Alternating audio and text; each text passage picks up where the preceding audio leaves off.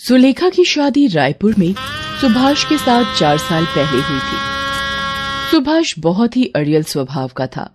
सुभाष हर वक्त सुलेखा को ताने मारता कि 4 साल की शादी में अभी तक एक भी बच्चा उसने पैदा नहीं किया।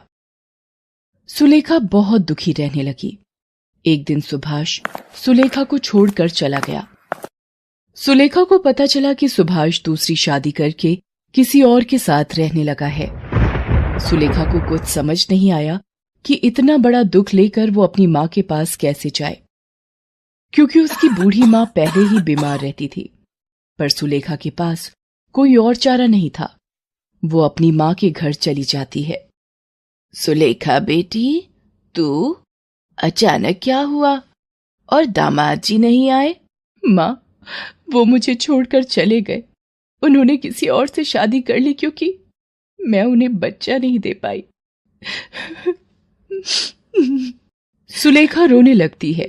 उसका दुख देखकर जानकी सदमे में रहने लगती है। सुलेखा को 1-2 दिन ही आए हुए होते हैं। अचानक एक दिन काम करते हुए सुलेखा बेहोश हो जाती है।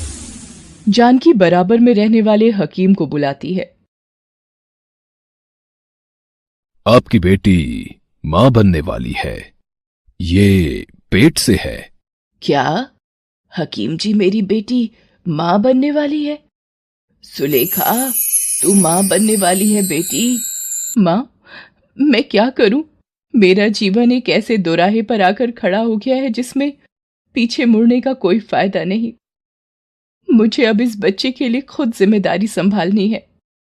एक गर्भवती मां का प्यार मेरे बच्चे को मां बाप दोनों का प्यार देगा। सुलेखा के साथ जो भी गलत हुआ था वो उसको दोबारा याद नहीं करना चाहती थी। धीरे धीरे दिन बीतने लगे। सुलेखा को पैसों की जरूरत थी, इसलिए वो घरों में चौका बर्तन का काम करने लगी। सारा दिन घरों में काम करके वो थकी हारी घर लौटती थी। गर्भवती होने के कारण उसे काम करने में तकलीफ तो होती थी, पर उसे बच्चे के लिए मेहनत करनी थी। 9 महीने बाद सुलेखा एक बेटे को जन्म देती है। बेटे को देखकर सुलेखा की आंखों में खुशी के आंसू आ जाते हैं। बेटे के जन्म से मानो उसे जीने का सहारा मिल जाता है, पर सुलेखा की मां उम्र और बीमारी के चलते बेटी का साथ नहीं निभा पाती। सुलेखा की मां का देहांत हो जाता है। सुलेखा मां के बिना अधूरी हो गई थी। सुलेखा ने दोबारा काम पर जाना शुरू कर दिया। अब वो बेटे सुमित को भी काम पर साथ ही लेकर जाती।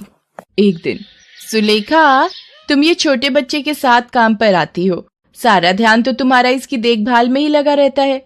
ऐसे तो तुम कोई काम नहीं कर पाओगी। तुम अपना हिसाब कर लो, कल से काम पर मत आना। अब मैं क्या करूं? मेरे सारे घर धीरे धीरे छूट गए, पैसे भी खत्म हो गए। मुन्ना, रो मत, मैं तेरे लिए अभी दूध लाऊंगी। सुलेखा बेटे को लेकर दूध लेने चली जाती है। भैया, थोड़ा सा दूध मिलेगा? मेरा बच्चा बहुत भूखा है। मुफ्त में तो मैं तुझे दूध नहीं दूंगा।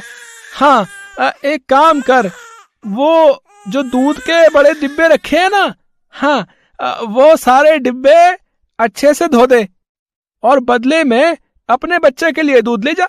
सुलेखा सारे डिब्बे धो देती है और अपने बेटे सुमित को दूध पिलाती है। मुश्किल भरे दिनों में भी एक मां ने अपना साहस नहीं खोया था। एक रात जब सुलेखा अपनी झुग्गी में सो रही होती है। अरे उठो उठो, सब बस्ती में आग लग गई है, झुग्गियों से बाहर आओ सब। अरे जल्दी उठो। सुलेखा, ओ बेटी सुलेखा, जल्दी से बाहर आ, झुग्गियों में आग लग गई है। अरे ये आग कैसे लगी? मैं कैसे झुग्गी से बाहर निकलूं? अरे मेरा बच्चा, मैं कैसे जाऊं इस झुग्गी से बाहर? दरवाजे पर तो आग है। ये चादर लपेट देती हूँ मुन्ना को। हाँ, ये ठीक रहेगा।